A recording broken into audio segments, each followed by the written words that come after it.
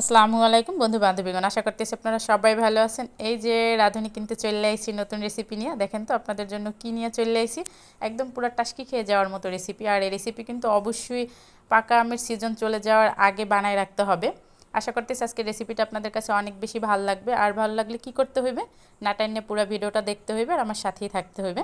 আজকে বানাবো হচ্ছে গিয়ে পাকা আমের জেলি। পাকা আমের জেলি বানানোর জন্য এখানে বেশ বড় সাইজের 2টা পাকা আম নিয়ে নিছি। এখন আমের বিচি থেকে পিউরিটা আলাদা করে নিব। যেহেতু আম দুইটা বেশ নরম ছিল, তাই হাতের সাহায্যে আমি পিউরিটা আলাদা করে নিতেছি। আপনারা কিন্তু চাইলে এ পর্যায়ে ব্লেন্ডার দিয়ে পিউরিটা করে নিতে পারেন। আমি একটা স্টেনারের সাহায্যে চাইলে তারপরে নিয়ে নিব। একদম স্মুথ একটা পিউরি কিন্তু দরকার হবে। এই যে দেখুন, খুব স্মুথ একটা পিউরি পেয়ে গেছি। এ পর্যায়ে আমি চুলায় একটা প্যান বসিয়ে দিব। আর প্যানে কিন্তু কোনো রকমের পানি থাকতে পারবে না। আমি একটু জাল করে পানিটা শুকায় নিতেছি। পানিটা শুকায় গেলে এখানে আমি দিয়ে দিব আম থেকে যে পিউরিটা পেয়েছিলাম, আমি পুরোটা পিউরি কিন্তু এখানে ঢাইলে দিব।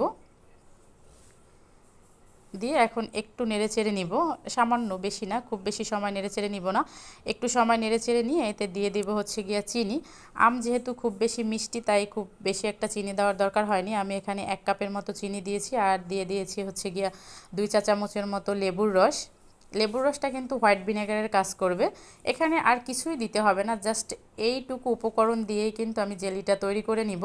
আর স্বাদের ব্যাপারে যদি বলি, জাস্ট অসাধারণ। আপনারা একবার হলেও ট্রাই করবেন। ট্রাই না করলে আসলে বুঝবেন না আমি কি বলছি। মানে অনেক বেশি মজার, মানে কল্পনার বাইরে। এটা অনেক বেশি স্বাদের হয়। আর সবথেকে বড় ব্যাপার হলো, এটা কিন্তু আপনারা প্রায় 1 বছর সংরক্ষণ করতে পারবেন নর্মাল ফ্রিজে, কোনো সমস্যা হবে না। তো সারা বছর ধরে পাকা আমের ফ্লেভার পাবেন, এটা খারাপ কিসে বলেন তো। এখন আর কোনো কাজ নাই, শুধু একটু অনবরত নেড়ে চেড়ে আমের ভিতরে যে এক্সট্রা পানিটা থাকে সেটা কিন্তু শুকায় নিতে হবে। আমি একটু নেড়েচেড়ে শুকিয়ে নিচ্ছি। এ পর্যায়ে কিন্তু অনেক বেশি ঘন হয়ে আসছে, পাশ থেকে দেখলেই বোঝা যায়। আমি নেড়েচেড়ে নিচ্ছি। আপনারা কিন্তু একবার হলেও বাসায় ট্রাই করবেন। আর একবার যদি কোনো রকম ট্রাই করেনি, আমার বিশ্বাস আর কোনো দিন দোকান থেকে জেলি কিনে খাবেন না, বাসায় এটা বানাবেন। আমি জীবনের প্রথমবার বানাইছি, এটার একদম জাস্ট ফ্যান হয়ে গেছি। আমার জেলিটা কিন্তু একদম রেডি। আমি এখন এটা হচ্ছে নামিয়ে ফেলবো আর আপনাদের একটু পরিবেশন করে দেখাই যে আসলে জেলিটা কত বেশি পারফেক্ট হয়েছে।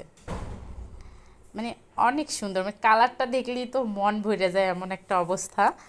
আর স্বাদের ব্যাপারে কি বলবো, মানে আসলে না বানাই খাইলে তো বুঝবেন না, আমার এরকম কথায় বুঝবেন না, তার জন্য অবশ্যই বানাই খাইতে হবে। আর এই রুটিটা কিন্তু ফ্রি রুটি, আমি যদি কিনতাম অবশ্যই স্লাইস করাটাই কিনতাম।